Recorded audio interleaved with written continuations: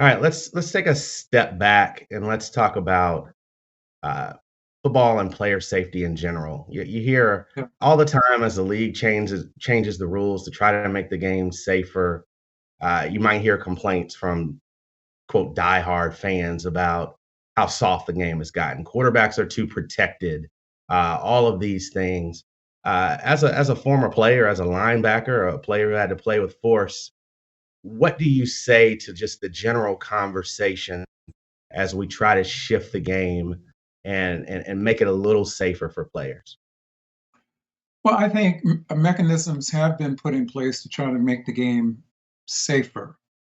Um, there's but so much that you can do within the sport of football to make the game safer. Yeah, you can, yeah, penalties, hitting the quarterback too late or something like that.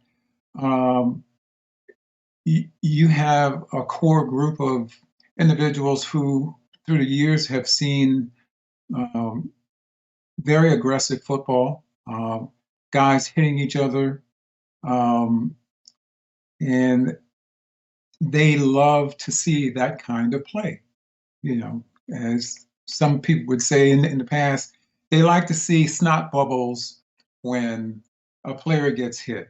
And, that's the way some people like their football. Whereas you really have to think hard and long about trying to make the game safer to the extent that it's taking away from the aggressiveness of players on the field. Because those guys who are on the field, they have to make a fraction of a second decisions as to what they're doing on the football field and whether it's going to affect the opposing player.